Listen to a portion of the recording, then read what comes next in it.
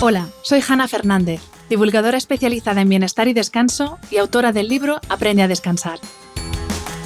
Quiero darte la bienvenida a un nuevo episodio de mi programa de podcast A Guide to Live Well, una guía práctica de bienestar en la que descubrirás de la mano de los mayores expertos cómo cuidar tu salud y tu entorno para vivir más y vivir mejor.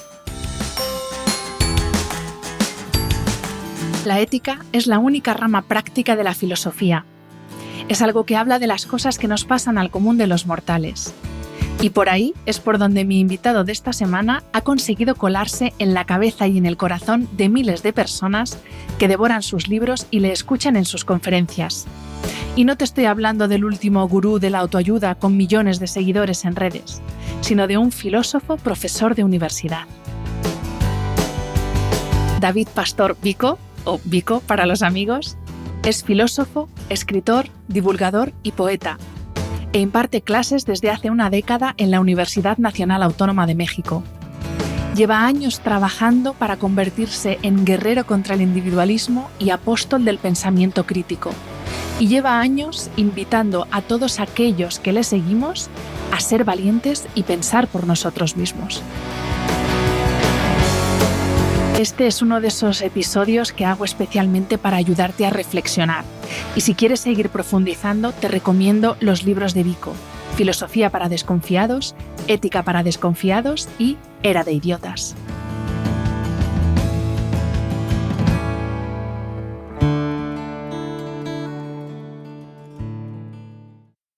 This episode is brought to you by Allstate.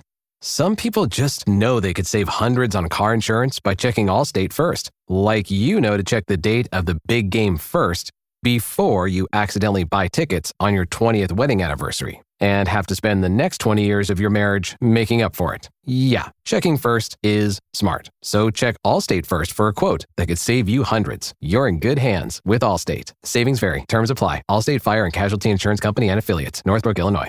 His code name's Jackal. He's an exceptional assassin. Streaming November 14th on Peacock. He will kill again unless we stop him. Academy Award winner Eddie Redmayne. You're paying me to kill him. I am charging you for getting away. The Jackal's here. Look at the exits. BAFTA Award winner Lashana Lynch. I will find him and I will kill him myself. I like to win. So do I. The Day of the Jackal. Streaming November 14th only on Peacock.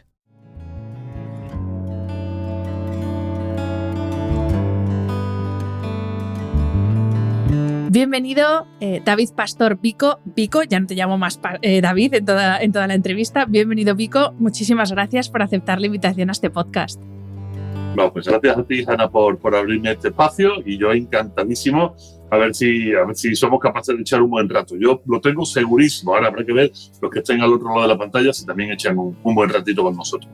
Yo estoy segura de que sí que va a ser un buen rato, porque mi idea con este episodio es ayudar a que la gente piense, porque vivimos en una época un poquito complicada para esto de parar, pensar y reflexionar. Así que vamos a lanzaros aquí así una batería de temas, de grandes cuestiones que nos han preocupado a los seres humanos desde que el mundo es mundo, por así decir, y que todavía yo creo que siguen siendo objeto de preocupación. Entonces, la primera idea sobre la que quiero que charlemos, Vico, es sobre la idea del yo, mejor dicho.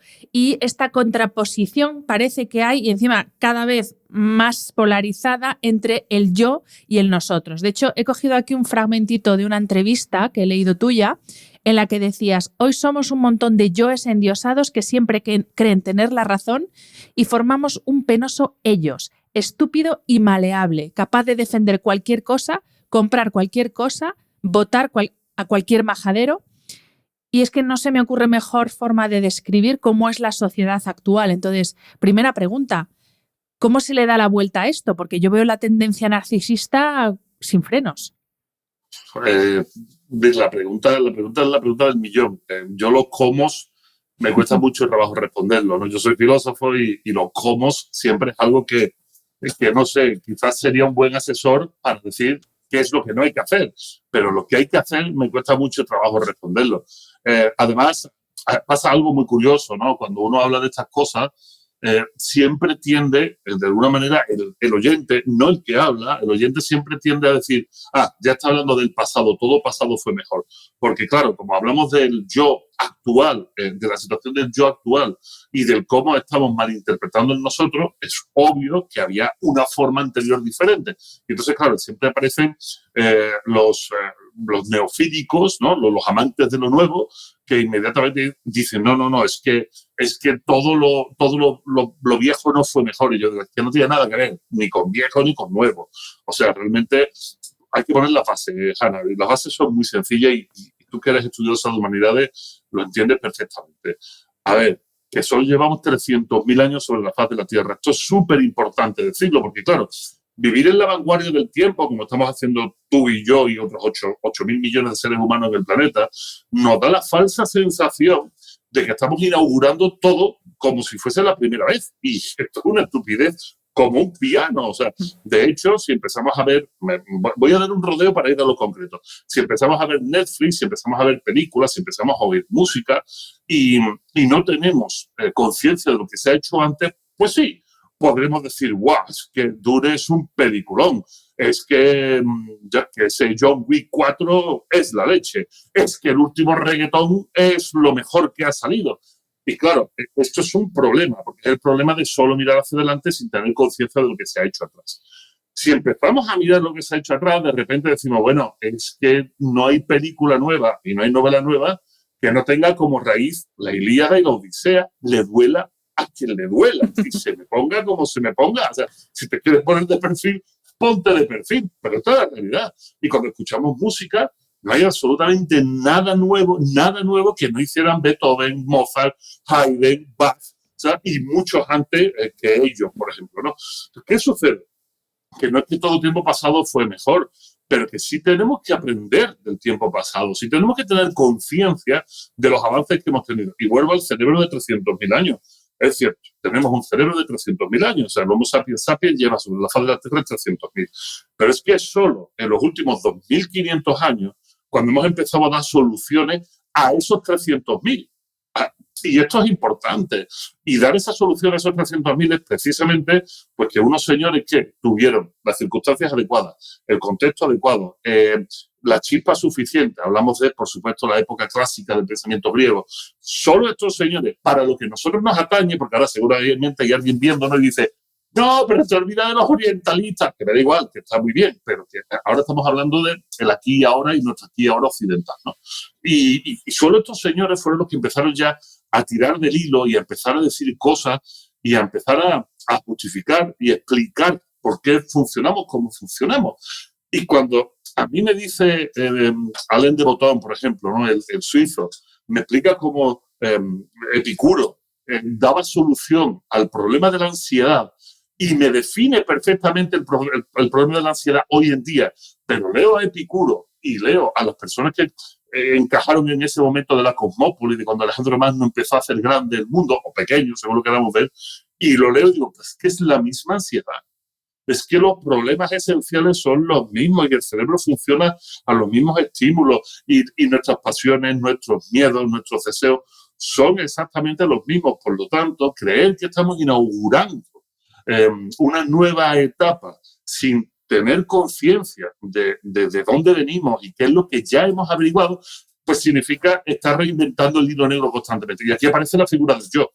Y la figura del yo, para las sociedades antiguas, estaba siempre enmarcado en un contexto muy concreto, que era el contexto de su ciudad, de su tribu, de su comunidad, porque el yo se debía a cómo los demás han hecho que ese yo tenga composición, y solo a partir de finales del siglo XIX y principios del siglo XX que empezamos a olvidarnos de este concepto de el hombre aldea, el hombre tribu, el animal humano político de Aristóteles. Solo a partir de ese momento que las ciudades se vuelven monstruosas, la globalización hace que perdamos un poco la frontera, que hay por una serie de imbéciles que además quieren levantar muros y volver a hacer fronteras, ¿no? Pero bueno, eso es otro tema. Pero solo es a partir de ese momento donde empezamos a darle al yo un valor estratosférico, basta con leer a Andrei, ¿no? O sea, basta con leer ese pensamiento ultra individualista de los años 50 y 60, donde parecía que se había descubierto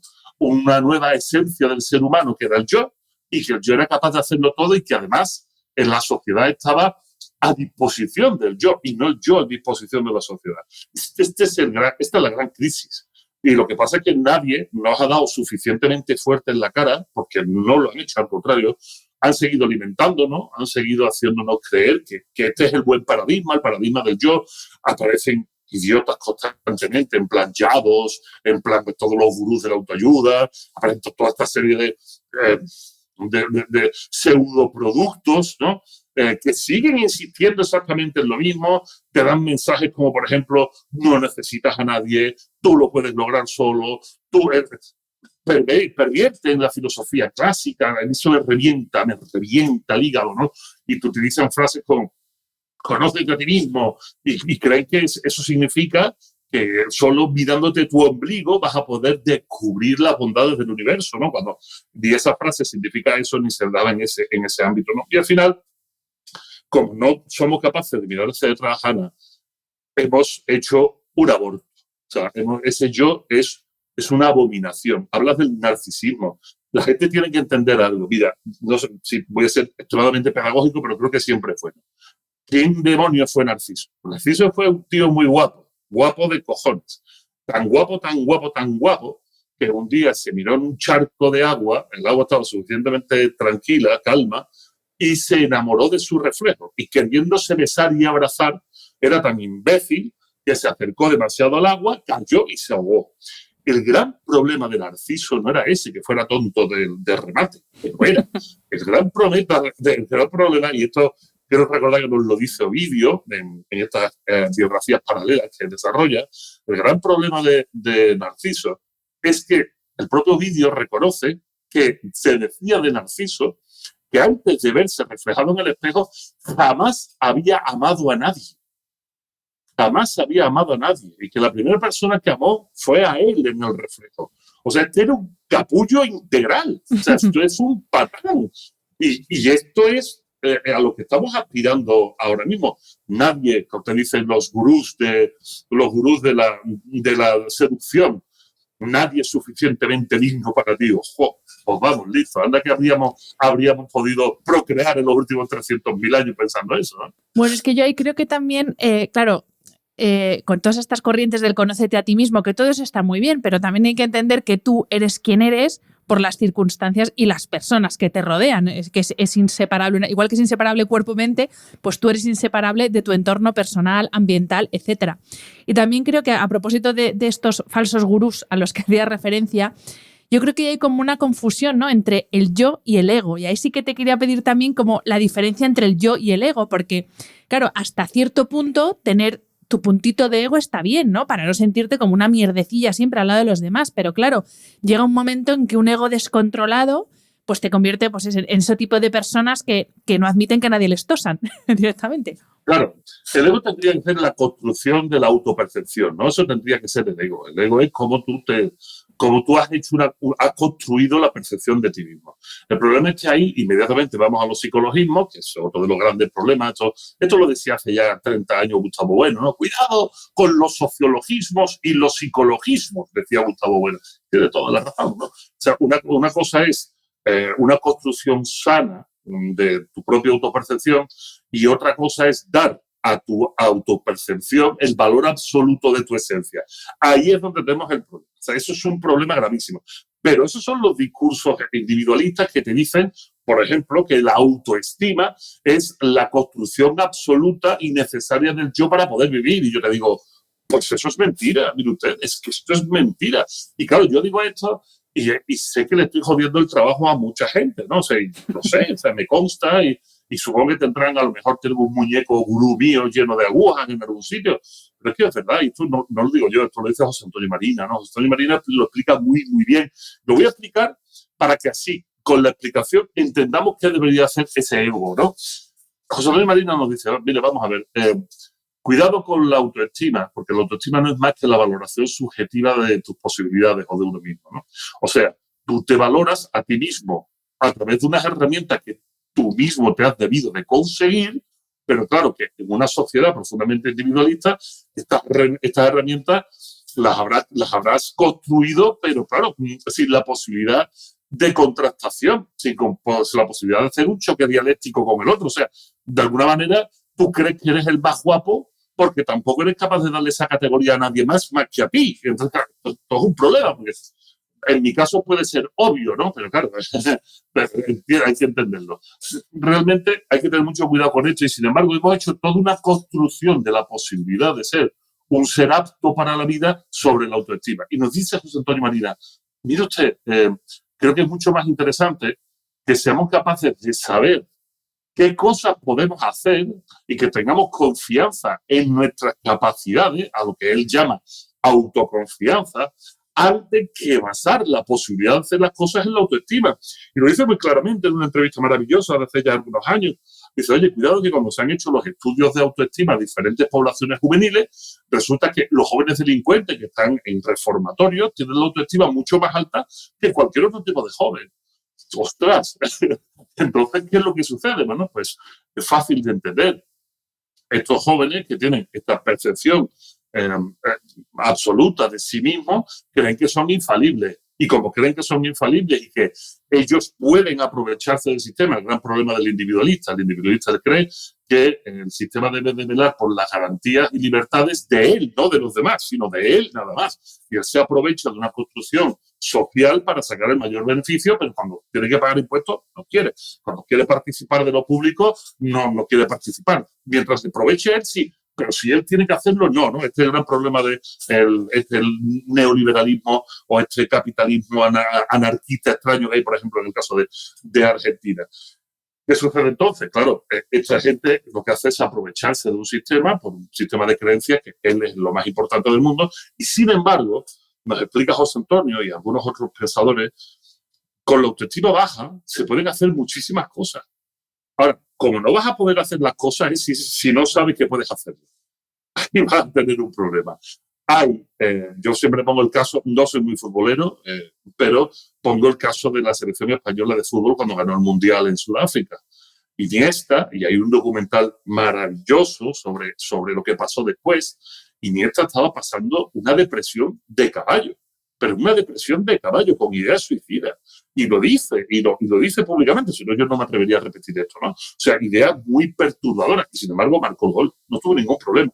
La autoestima, por los suelos, la autoconfianza altísima, y altísima porque sabía que podía hacerlo, porque lo había hecho millones de veces, se había visto en circunstancias similares y no tenía ningún problema. Pero es que esta chica ha ganado también un montón de oros olímpicos, la Biles, Susan Biles, creo que se llama, ¿no? Simone Biles. Simone Biles también pasó por el mismo proceso. Hay un documental también, ¿no? Volando, volviendo a volar, no sé. Pasó también por el mismo proceso. O sea, realmente se pueden hacer muchísimas cosas con la autoestima por los suelos. Lo deseable sería que no estuviésemos en esa situación, que tuviésemos una autoestima saneada, una autoestima higiénica, donde sepamos más o menos, oye, te levantas, buen rollo, puedo hacer lo que... Sí, hoy estoy bien, venga, vamos adelante. Pero lo importante es saber que puedes hacer las cosas. Eso no se da, Hanna, en una sociedad profundamente individualista. No se puede dar porque al final la gente solo se mueve por la percepción que tenga ese día. Y si llega un imbécil y te dice, no, es que tiene que ser bumpies y tiene que hacer no sé qué, y mírate al espejo y grita y di que te vas a comer el mundo, pues estamos inflando un globo que a la primera de cambio se deshincha y lo que lleva es de una situación de euforia absoluta a un hundimiento absoluto, ¿no? Sí, es que esto es clave, lo de, sí, muy bien, trabaja la autoestima, pero efectivamente trabaja también la autoconfianza, porque si no, la autoestima es como, bueno, es pues como la guinda del pastel, ¿no? O la cobertura del pastel, pero luego el bizcochito de dentro tiene que estar turgente, la cosa. Claro, es que si no, no funciona, pero cuesta trabajo hacerlo entender, ¿no? Sí. Porque es el mensaje que incluso yo soy padre, ¿no? Y cuando te reúnes con otros padres y escuchas, hay veces que lo paso muy mal, te lo reconozco que lo paso muy mal, porque tampoco quiero parecer al gallo que cascarea, ¿no? Entonces, escucho más que hablo. Y no, estamos trabajando en la autoestima y estamos diciendo, sí, Sí, pero no, o sea, darle cariño, o sea, si tienes un hijo, darle cariño y apláudele sus logros. Tampoco un logro es limpiarse el culo solo. Eso se consigue, eso es un logro una vez nada más. Después ya tiene que ser lo habitual, ¿no? Pero no juguemos a regalar los oídos constantemente. Y de la mano de eso, pasado por el filtro del capitalismo, o sea, del consumismo, por si a alguien le molesta la palabra capitalista y asoma por aquí Karl Marx, ¿no? Bueno, pues de la mano del consumismo, al final tenemos problemas tan peregrinos como el síndrome del niño hiperregalado, el síndrome del pequeño Napoleón. Todo esto está encima de la mesa. Y es terrible, o sea, es terrible cuando le preguntas a alguien, oye, ¿qué le regaló a tu hija? Vamos a celebrar su cumpleaños, ¿qué le regaló a tu hijo? No, pues tiene de todo. Bueno, sí, regálale experiencia, y a mí eso no me gusta. O sea, a mí eso de regálale experiencia no me gusta, porque es una muy mala educación para el futuro, ¿sabes? Regalar experiencia, mejor no se la regalo. Mejor otro día que no sea su cumpleaños, hacemos algo, nos lo pasamos bien y que se lleve puesto la experiencia sin que esté en el marco de te voy a regalar una experiencia, porque después acabamos comprando experiencias, ¿sabes? Y no viviéndolas. O sea que, Vico, sería la autoconfianza, por así decir, yo levantarme por la mañana y decir, venga, Hanna, hoy te vas a comer el mundo. Perdón, la autoestima. La autoestima sería, venga, Hanna, que hoy te vas a comer el mundo, y la autoconfianza sería, pero bueno, aunque el día se tuerza y tú te encuentres mal y no tengas ganas de nada, pues te lo vas a comer igual, ¿no? Sería claro, más o menos eso. Claro, te levantas, hoy me lo como todo. Pero la siguiente es, y me lo como todo porque sé que puedo hacerlo. A eso es fundamental. Porque sé que puedo hacerlo, porque me he visto en situaciones semejantes, porque me he entrenado para eso, porque he estudiado para eso, he desarrollado las habilidades suficientes para eso. Entonces sí me voy a comer el mundo. Porque de lo contrario, pues me lo como todo, sales a la calle, te dan el palo y vuelves con el rabo de las patas a tu casa, o simplemente te lamentas porque crees que hay una conjura cósmica contra ti, que es ese otro problema del gran ego. El gran ego acaba asumiendo que todo lo que sucede alrededor de él es por su causa o para dañar su causa. Y entonces vienen esos discursos de deséalo muy fuerte que el cosmos te lo dará. Claro, como que le importamos nosotros mucho al cosmos, y estas zarandajas del pensamiento positivo, que la verdad están muy bien para ayudar a un proceso depresivo, están muy mal para una cotidianidad, porque el mundo no funciona así.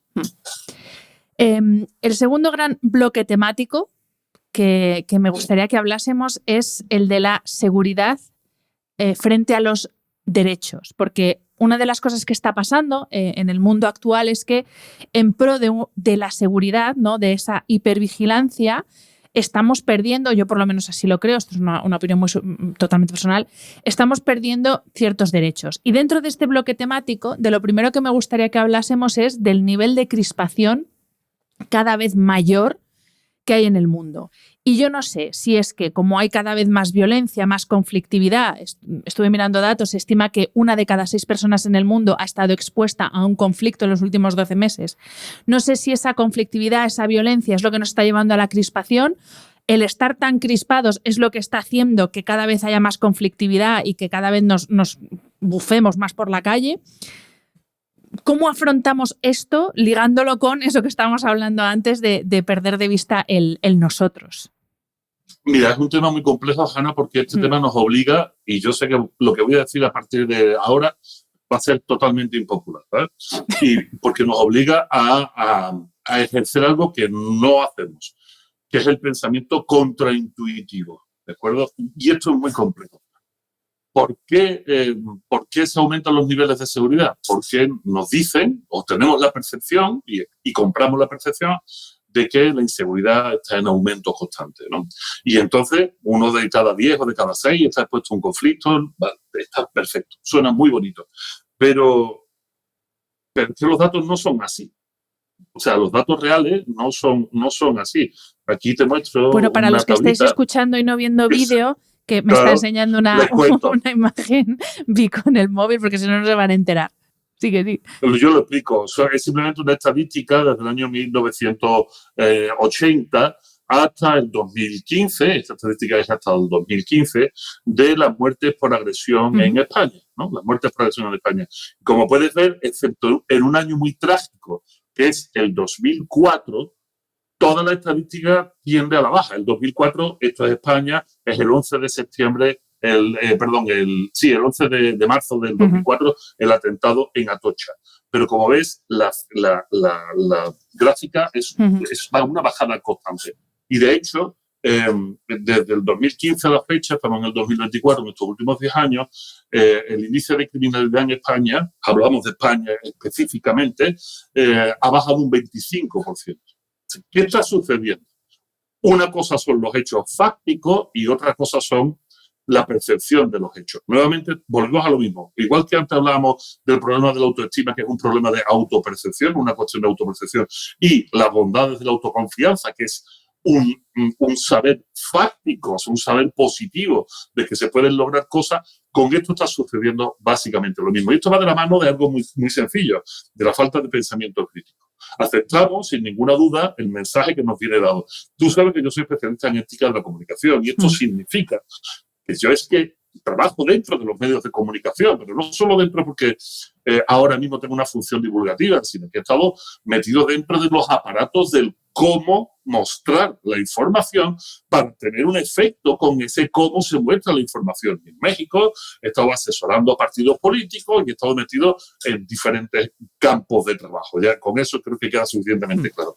¿Y qué es lo que se consigue? Bueno, pues es que es tremendamente fácil engañar a una población acrítica que además se cree más lista que su vecino, porque ese es otro de los grandes problemas del individualismo, el sesgo de confirmación, nos hace creer constantemente que nuestra verdad es una verdad absoluta y, de hecho, siempre vamos buscando los datos que refuercen nuestra percepción de la verdad, ¿no? Y si nos han inoculado, porque en una persona acrítica es muy fácil inocular una idea, como en la película de Inception, ¿no? La película de Origen, ¿no? Si nos han metido la idea de que vivimos en una sociedad muy violenta, al final toda la información que me vayan a dar, lo único que va a hacer es reforzar el sesgo de confirmación. Pero es que no es verdad. O sea, y no es verdad, es tan apabullante, de verdad, cuando ves la cifra, duele tanto que molesta, porque dices tú, esto no puede ser verdad. El otro día mostraba en una reunión estas mismas estadísticas y me decían, pero eso lo sacan los gobiernos para mentir. Y yo decía, pero chicos, desde los años 80 hasta ahora han pasado 6 o 7 gobiernos diferentes. Han pasado las 3 legislaturas de Felipe González, ha pasado José María Aznar, ha pasado Zapatero, ha pasado Rajoy. De verdad, estos son los datos oficiales del Instituto. No, eso está falseado para hacerte creer. Y para hacerme creer, no, pues es que en España no llegamos a los 300 muertos al año. Volvemos a decir, en España. Yo he estado 10 años viviendo en México, no tiene nada que ver, ¿no? Es otra película pero completamente entonces, Vico, diferente. ¿por qué? Y ahora vamos a entrar también en el mundo medios de comunicación que tela. Sí. ¿Por qué interesa que estemos tan crispados? Pues me interesa porque somos muy fácilmente controlables. Somos muy fácilmente controlables. A ver, si yo estoy crispado, yo no pienso claramente. O sea, hay varias situaciones en las que el ser humano le cuesta ser violento, por ejemplo, ¿no? Esto es muy interesante. ¿Cuándo nos cuesta ser violento? Nos cuesta muchísimo ser violento cuando tenemos sueños o cuando nos estamos riendo. Son dos situaciones que son antagónicas al hecho de la violencia. Pero la crispación es antagónica al hecho del pensamiento racional. Cuando estás muy crispado, no puedes pensar. Es fácil, no puedes pensar. Por eso los soldados se les entrena no a pensar, sino a actuar con respecto a un patrón, aunque estén sometidos a una presión muy extrema. Porque saben que no van a poder pensar, pero si les enseño a reaccionar mecánicamente, al menos sé cómo pueden salir de esa situación sin tener que pensar, porque no van a poder pensar. Bueno, pues si yo someto a toda la población a un alto nivel de crispación, yo ya sea de un partido o de otro, de una corriente política o de otra, de una macroempresa o de otra, o sea, como lo quieras ver. Si yo someto a la población a muchísima crispación, en cuanto yo quiera que esto salte por los aires, lo voy a conseguir. Y lo voy a conseguir, pero me remito a los hechos de Inglaterra de hace 3 semanas. Sí. O sea, entra un chico en una guardería asesina vilmente a 3 niños. Inmediatamente, en una situación de ultracrispación nacional, sale un bulo en redes sociales diciendo que ha sido alguien de religión musulmana, un inmigrante ilegal en el país. Se moviliza un sector de la población altísimamente crispado, al que se la está sometiendo a un estrés bestial y que han comprado todo el discurso y son capaces, como hicieron, de quemar un hotel, porque en ese hotel había este tipo de personas. Estos linchamientos llevamos siglos viéndolos. Estas crispaciones llevamos siglos viendo, pero esas crispaciones se hacían en ciudades, en pueblos, sitios pequeñitos, sometiendo la presión a poca gente, porque no se tenían los medios tecnológicos como para someter la crispación grande. El primer ensayo, o uno de los primeros ensayos más modernos de esta crispación, es el problema de Ruanda, de los Hutus y de los Tutsis. El poner una emisora de radio en manos de una de estas facciones hizo que, gracias a regalar transistores de radio, que cuestan, 50 céntimos si los compramos en China, gracias a regalar muchísimos transistores, la voz que salía del transistor decía, mata a tu vecino, porque tu vecino es de la etnia contraria a la tuya. Y aunque has estado toda tu vida viviendo con tu vecino, te lo dice esta voz. Crispamos la situación, decimos que han pasado cosas, decimos que los judíos se comen niños, es el origen de los famosos progromos que ha habido en toda Europa, ¿no? O sea, tenemos una deuda con los judíos porque son los que canalizan el mundo de la banca. Pues vamos a decir que en sus rituales matan niños. Europa, Edad Media. Y de repente salimos y matamos a un montón. No solo Edad Media. La Edad Media no era tanto. En el Renacimiento. O sea, las inquisiciones europeas mataban en el Renacimiento. Hoy en día pasa exactamente igual. Vuelvo a decir lo mismo. Cerebro de hace 300.000 años. Acción, reacción. Impulso, acción. O sea, esto es siempre igual. Esto es siempre igual. Claro, la diferencia es que antes se tenía que hacer desde un púlpito montado a caballo, que vienen los que sacan roja, generamos crispación, o sea, tenemos esos espacios, de repente saltamos a los medios de comunicación y tenemos a Winston Churchill y al príncipe Alberto arengando, y tenemos a Adolf Hitler arengando, y de repente ahora tenemos teléfonos móviles, desde los que nosotros vamos desde nuestro sesgo de confirmación a buscar ese alimento emocional. ¿Por qué? Y ahora es más interesante, Hannah, creo que el por qué. Yo no lo sé. Voy a dar un par de líneas que son las que trabajamos en ética de la comunicación. Uno de los por qué es porque la vida de estas personas que buscan crisparse es absolutamente miserable. Y esto no lo digo yo.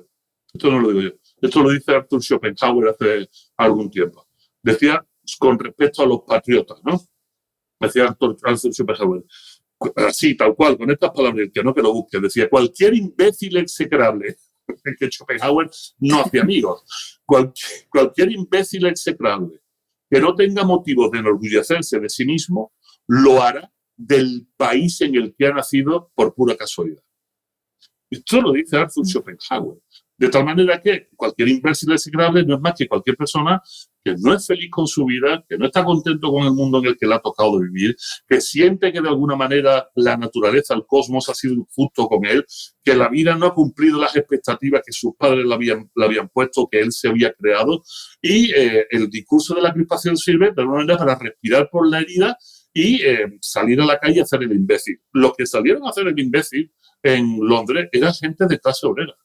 Los que están promoviendo todas estas estupideces en España con respecto a los movimientos más antitolerantes que hay, son gente de clase obrera.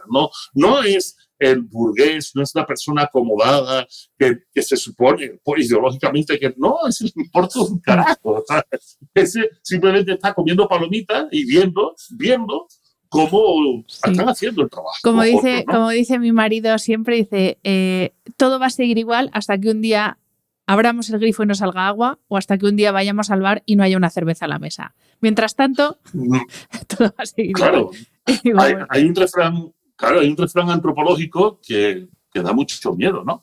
Que dice que de la civilización a la barbarie solo distan 6 comidas. Totalmente. Pues sí, pues son 6 comidas. Tú deja que la gente deje de comer, evita esas 6 comidas, que tenemos el mal vicio de comer 3 veces al día, pero ponle que ya lo estamos pasando mal y hemos dejado de comer una y comemos 2 veces al día. Al tercer día sin comer, se acabó lo que se daba. Y esto es algo que a mí sí, en particular, esto me da miedo. Me da miedo porque la gente no es realmente consciente del equilibrio tan débil en el que vivimos. O sea, los políticos no son nada, no son nada. Realmente la Europa se sostiene por un trabajo desde después de la Segunda Guerra Mundial de consolidación de las instituciones.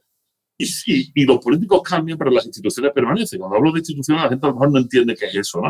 Las instituciones son la seguridad pública, la sanidad, la educación. O sea, esas son las instituciones. Las instituciones son todo el entramado político que hemos creado que garantiza que gobierne quien gobierne, vamos a tener cubiertas las cuestiones mínimas. Pero es que no es verdad.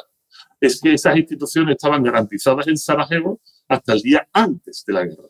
Y el día antes de la guerra, la gente, o en Alepo, en Siria, la gente... Bueno, o en Ucrania, que sigue estando ahí o en Ucrania. El conflicto, y parece que ya se nos ha olvidado.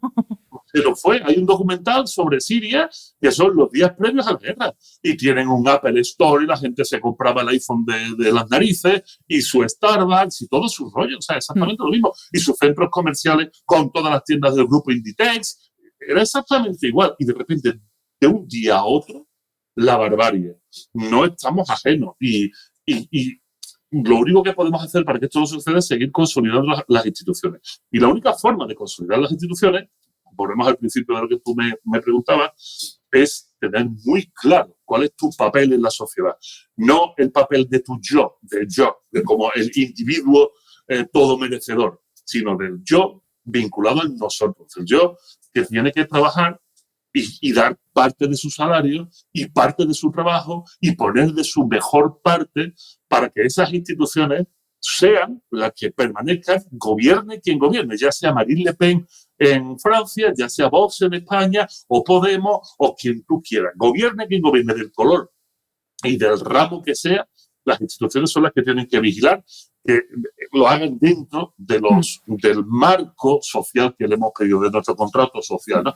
Y eso es lo que se está poniendo en juego ahora mismo y la gente no se está dando cuenta. ¿Y no crees que una de estas instituciones o lo que se llama el cuarto poder, y tú aquí tienes mucho conocimiento, que son los medios de comunicación, ¿tú crees que realmente queda prensa independiente? Y ahora vamos a entrar en otro gran bloque que para mí es definitorio de la sociedad actual, que es la saturación informativa por un lado y la desconexión cada vez mayor que hay de carne y hueso, por así decir. Pero vamos con esa primera parte de los medios de comunicación.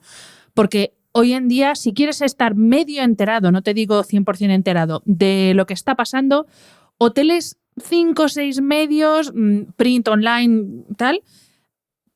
Y de hecho hay muchas personas que ya han pasado de considerar como una fuente de referencia a los medios para considerar al influencer de turno. Y si das con un ya de la vida, como te has dicho antes, ya estamos perdidos. Entonces, sí, claro, esto sí que es grave. Yo creo, esto también es opinión personal, sí, pero la situación de los medios de comunicación de todo color y de toda índole, creo que es grave. Es muy grave, sobre todo, verás, es muy complejo. Es una gran pregunta, es un gran tema y es muy complejo, porque además nos va a llevar a varios callejones sin salida. Tal como hemos estructurado los medios de comunicación, excepto lo público, y abrimos comillas, ¿no? Lo público, abrimos comillas, tal como hemos estructurado los medios de comunicación, responden a un interés empresarial.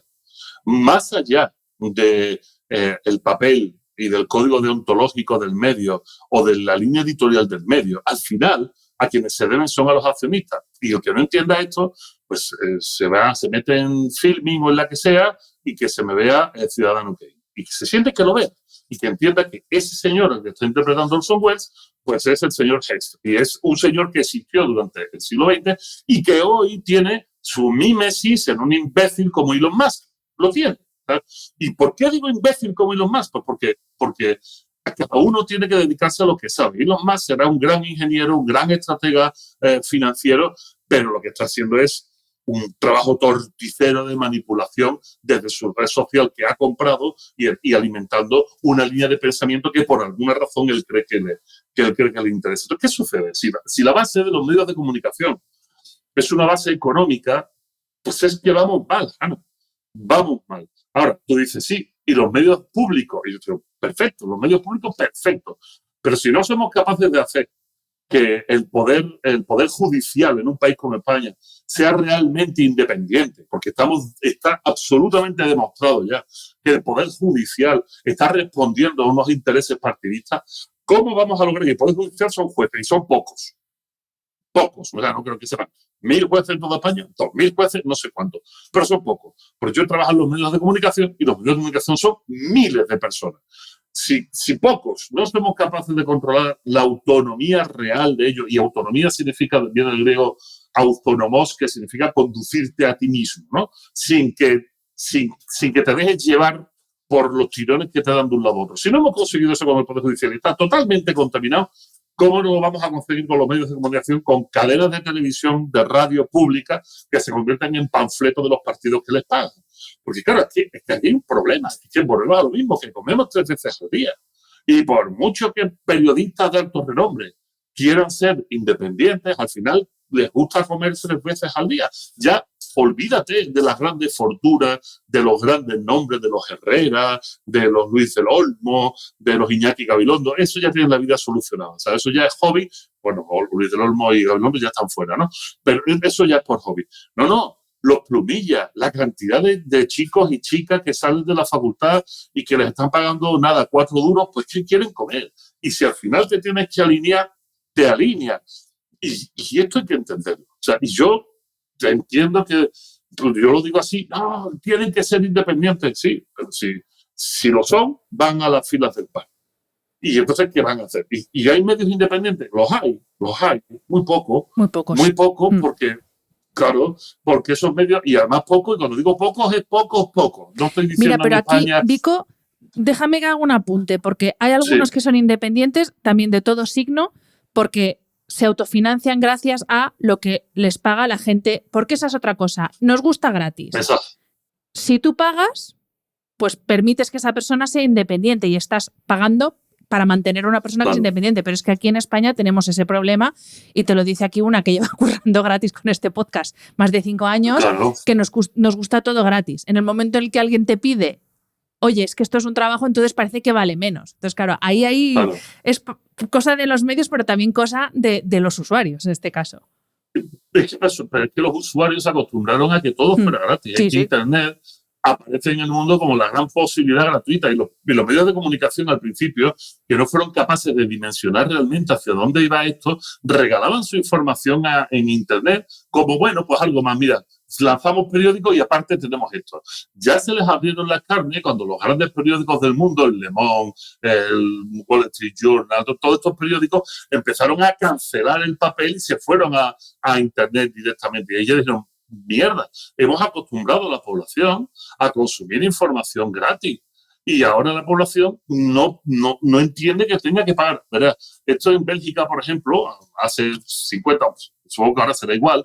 Si tú te comprabas una televisión en Bélgica, tú no solo pagabas la televisión, sino que en la declaración de Hacienda tú tenías que decir que tenías una televisión en tu casa, seguramente ahora será igual, y tenías que pagar un impuesto por la televisión, y de ese impuesto pues se pagaba la televisión pública. Claro, esto en España nos hace un ruido horrible. ¿Cómo? Que yo ya he pagado la televisión y yo ya he pagado el IVA, y además todos los años yo tendría que pagar un impuesto. De alguna manera se tiene que sostener eso.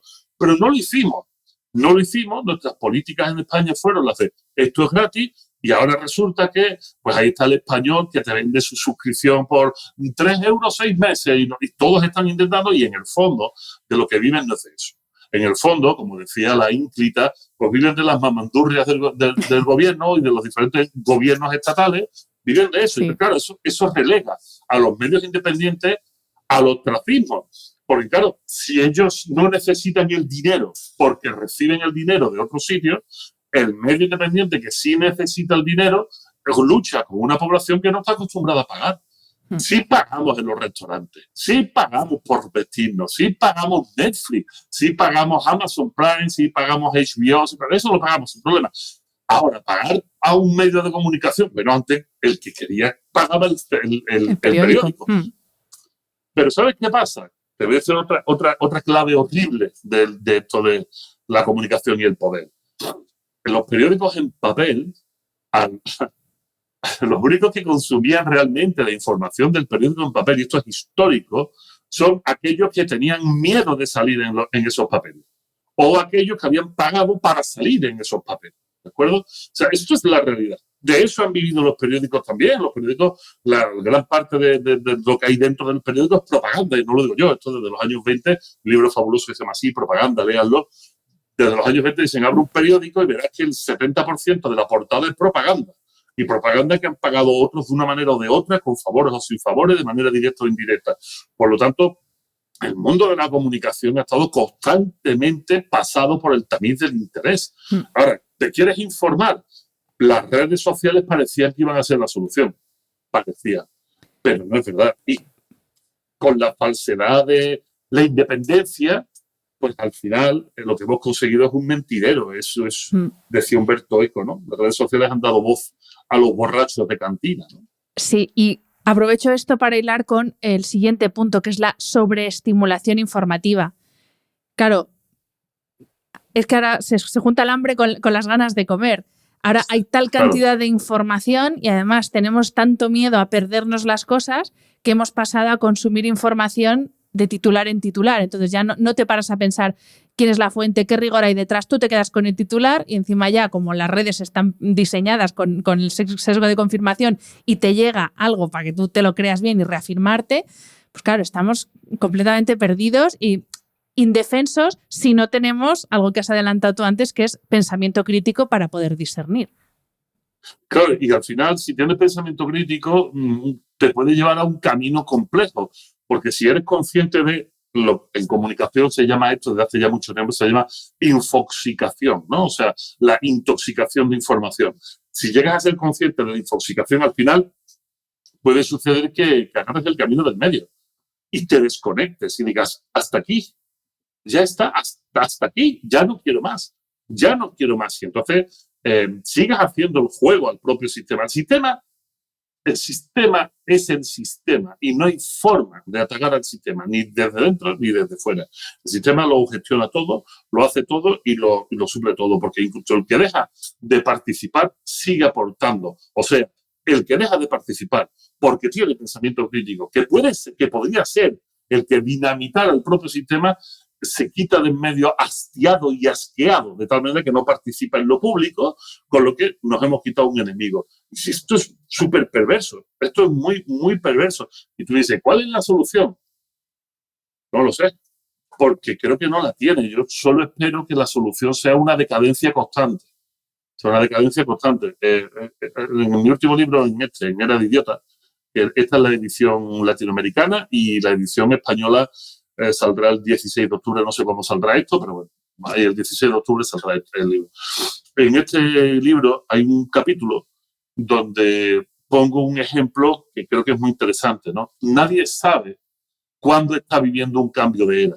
Nadie lo sabe, nunca se ha sabido. O sea, nunca se ha sabido. Lo más cerca que hemos estado fue durante la Revolución Francesa, porque ellos tenían el interés de cambiar la era, ¿no? Y hicieron un montón de estupideces, como la semana de 10 días, cambiar los nombres de los días, hicieron muchas cosas de ese estilo que después no funcionaron, ¿no? Pero realmente la caída de Roma, nadie era consciente de que esa fecha iba a ser la caída de Roma. El paso del mundo moderno al contemporáneo en 1492, nadie era consciente de que eso iba a pasar. Y yo creo que de alguna manera me encantaría pensar que ahora estamos en un cambio de era. Y un cambio de era que puede tener sus más y sus menos. O sea, realmente pasar del Imperio Romano al medievo pues, tuvo su aquel, ¿no? Y a lo mejor ahora que estamos perdiendo la hegemonía económica del mundo, bueno, Europa lo perdió hace tiempo, ¿no? Pero en el mundo occidental, con Estados Unidos por delante, está perdiendo la hegemonía del mundo. A lo mejor ahora nos estamos encontrando entre un cambio de era que nosotros no percibimos y que, bueno, pues es la supremacía del mundo oriental. Y lo mismo, mientras nos vamos degenerando, pues se empiezan a caer estas estructuras y de repente pues pasa algo. ¿Qué? No tengo ni idea. O sea, de verdad no tengo ni idea. Yo también creo que estamos en medio de, lo que pasa que como con todos los cambios de era anteriores, solamente a posteriori vamos a poder decir, ahí hubo un cambio de era. Lo que no sé es hasta qué punto va a llegar la degradación del ser humano y las capacidades del ser humano, porque, y aquí lo con la otra parte de este bloque, esa desconexión, ya no solo desconexión social con el otro, sino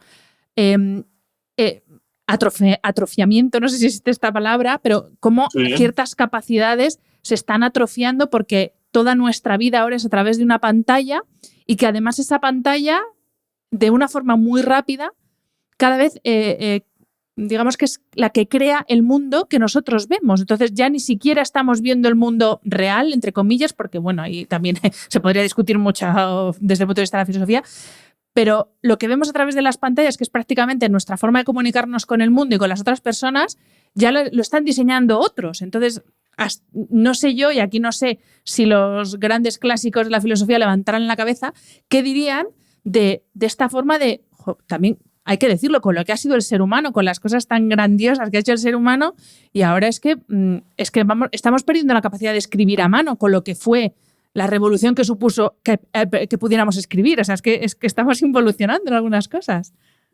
Blinds.com is kicking off the savings early with Black Friday mega deals all month long.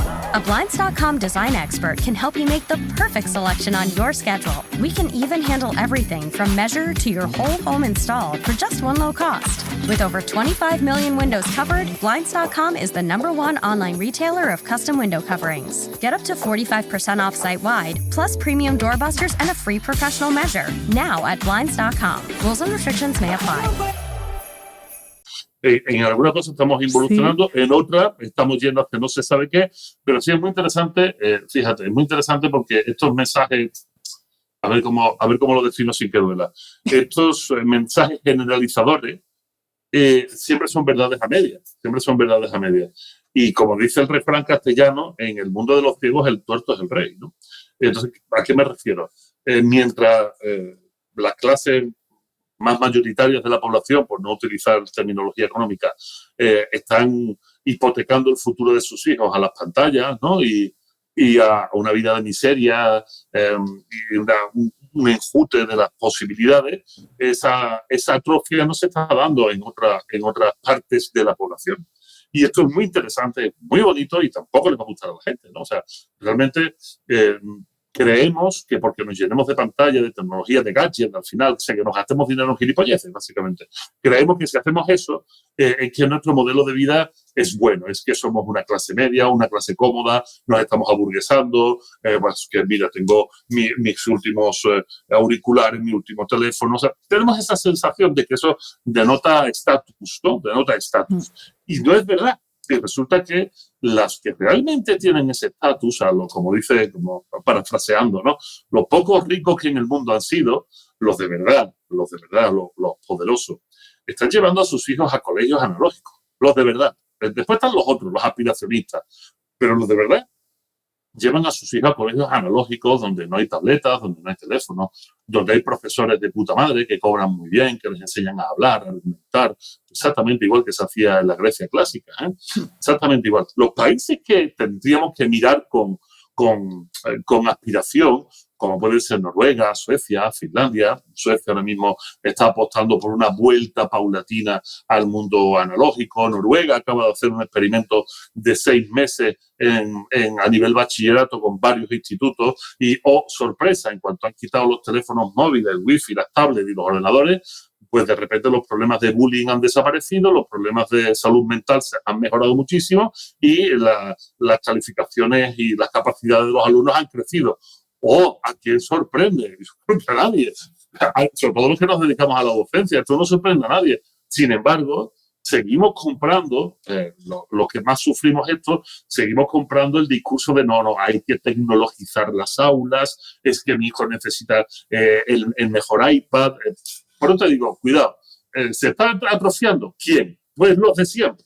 Aquí lo que ha habido, y ya sí voy a ser ultra polémico, aquí lo que ha habido es que durante ciertos años, cierto sector de la población europeo y mundial, muy concreto, en países muy concretos, se ha cagado fuera del tiesto. O sea, a ver, yo soy hijo de un señor que se fue a Bélgica a trabajar con 16 años y de una señora que se fue a Bélgica a trabajar con 18 años.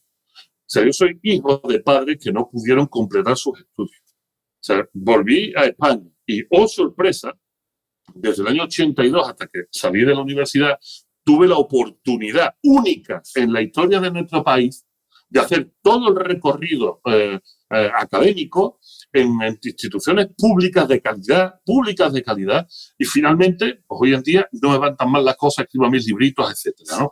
Pero esto es una rara avis, igual que yo, no por mí, pero en mi generación esto es una muy rara avis. Sabes que he pasado un cáncer hace poco. Bueno, pues el doctor que me estaba tratando el cáncer, mi querido David Moreno, me decía, no sabes lo que se parece tu vida a la mía. Decía, ¿pero por qué? Él tiene 2 años más que yo. Pues porque era del barrio de al lado de mi casa, un barrio obrero. Yo era del barrio de San Diego, del barrio de los Príncipes de Sevilla, y estudió en el mismo instituto público que yo, en la misma universidad pública que yo, y hoy en día es una eminencia a nivel mundial. Y esto fue algo que sucedió y que ya no va a suceder, porque ya las aguas han vuelto a su cauce. Y si no somos capaces de poner caro las universidades porque no podemos, pues vamos a joder los niveles universitarios para que no salgan tan bien preparados, ¿verdad?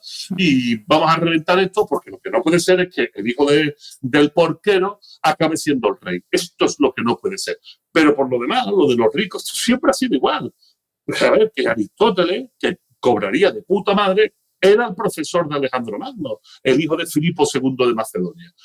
Y esta es la realidad. Quien ha tenido buen dinero y buen poder ha podido pagarse los mejores profesores, y Descartes pues le daba clase a la princesa de Suecia. O sea, realmente esto ha sido siempre así. Lo raro ha sido lo contrario, Hanna. Lo raro es que pudiéramos conseguir durante 2-3 décadas en España, en gran parte de Europa, una posibilidad igualitaria que respondiera al concepto verdadero de la meritocracia. Aquí me pone súper perro, porque si no reviento, ya me estoy calentando.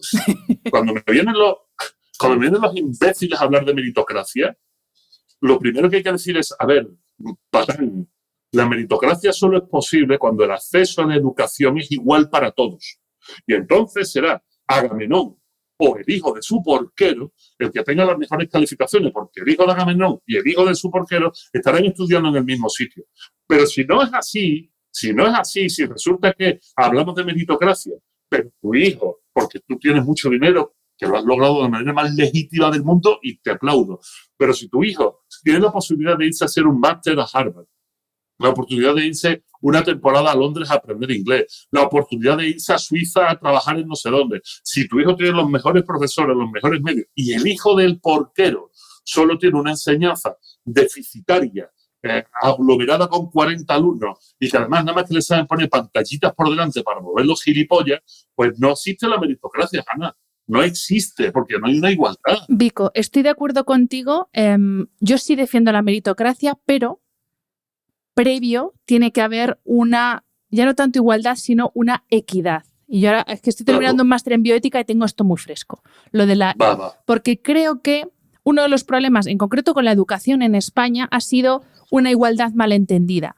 De todo el mundo tiene que tener un título universitario. Estudias bien, no estudias también lo vas a tener. Y creo que ahí hemos depreciado mucho la calidad. Y mira que aquí tenemos programas educativos y creo que tenemos de los mejores. Vamos, los extranjeros vienen a estudiar aquí. O sea, que aquí tenemos gente muy buena. Tú eres profesor de universidad, o sea, ¿qué te voy a decir? Tenemos gente muy buena. Pero ahí creo que se ha confundido lo que es la igualdad con la equidad.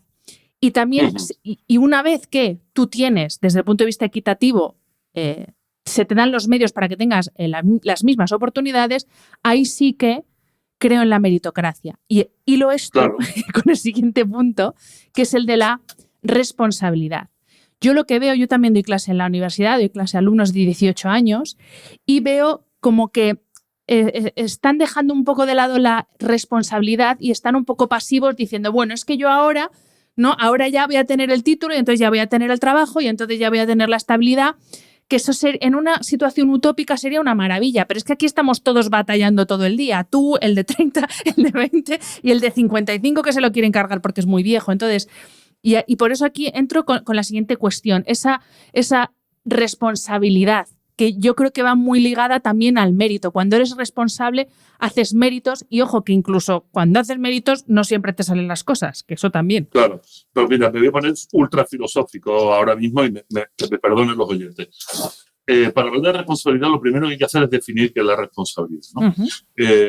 Que ya sabéis que nos encanta a los filósofos hacer estas pausas de ritmo cuando estamos hablando. Responsabilidad viene de la palabra respondere, que es responder a alguien. O sea, básicamente responder es hacer aquello que los demás esperan que tú hagas. Eso es la responsabilidad. ¿En virtud de qué? En virtud de un código moral que aceptamos todos, ¿de acuerdo? Dentro de un contrato social aceptamos que hay que actuar de determinada manera y, por tanto, se es responsable cuando se actúa de esa determinada manera. Por lo tanto, lo que hace es responder a las expectativas que la sociedad pone sobre ti. ¡Pam! Precioso. Hay un problema con la responsabilidad y el problema es que no lo habíamos estudiado hasta ahora. Si me permíteme, voy a ser un poco egocéntrico, me pongo una medalla muy gorda en el pecho.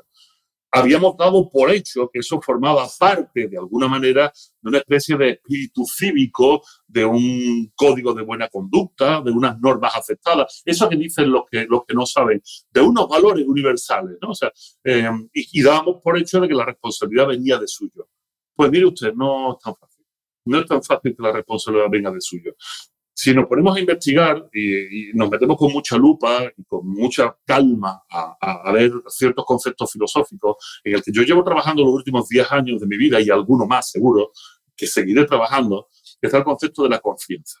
Resulta que esto se ha dado por hecho constantemente de la confianza estaba ahí. Desde la psicología, la confianza está entre el mundo de las emociones y el mundo de la conducta. O sea, realmente la confianza es algo que nadie se ha parado extremadamente a ver. Y que hay gente como Aristóteles que ya nos habla de la confianza, ¿no? No confíes en un hombre que no tiene amigos, porque un hombre que no tiene amigos es imposible que sea feliz, dice Aristóteles a su hijo Nicoma con la ética nicomaquea. O sea, utiliza la confianza porque sabe que está ahí. Se utiliza varias veces más. Pero no hay nadie que defina la confianza, o no lo ha habido. De hecho, Adela Cortina nos dice que la confianza es el pilar fundamental para una construcción ética sana. Y yo le digo, bien, Adela, ¿qué es la confianza? Que a lo mejor lo he escrito en otros libros, pero yo no se lo he encontrado. Y entonces yo me he dedicado a estudiar la confianza. Y cuando estudias la confianza, ahí es cuando, no me voy del tema, ahí es cuando te das cuenta de qué es lo que está pasando con la responsabilidad. Me pongo más cómodo, me pongo serio. ¿Qué es la confianza? Bueno, pues yo intenté dar una definición de confianza que no fuera la etimológica de confidere, esta la sabe cualquiera, con un diccionario se lo encuentra, ¿no? O sea, fiarte de alguien o fiarte de algo, poner tu fe en algo. Es un término excesivamente abstracto, casi metafísico y que no sirve para un autodefinido, ¿no? Entonces, hay que buscar cosas más sencillas. Para mí confiar es saber. No, cuidado, esto es importante. Las palabras aquí son importantes. No es creer, es saber. Cuando tú confías en alguien, sabes que esa persona en la que tú confías va a hacer lo que tú esperas que haga. ¿Y qué es ese tú esperas? Nuevamente lo mismo. Lo que tú esperas que haga en virtud de una norma moral que todos hemos aceptado y que las normas morales no son más que las reglas para vertebrar la relación ética de la sociedad, ¿no? Por lo tanto, la confianza, claro que Adela Cortina tiene razón, que es el pilar fundamental para una ética sana. Porque si no hay confianza, si yo no sé que el otro va a hacer lo que yo espero que haga, si yo tengo la certeza de que el otro va a actuar moralmente, si yo no tengo esa certeza, vivo la incertidumbre constante, vivo atemorizado. El ser humano, como dice Aristóteles, es un animal político. Significa que necesitamos de los demás para poder vivir. Y entonces volvemos a la definición de responsabilidad.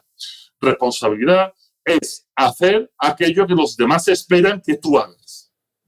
Y confianza es saber que el otro hará lo que tú esperas que haga. ¿Te das cuenta? Sí. Casan perfectamente una con la otra. Si una sociedad confía en sus iguales, es una sociedad responsable. Si una sociedad desconfía, es una sociedad irresponsable. Y esto lo he conseguido demostrar empíricamente.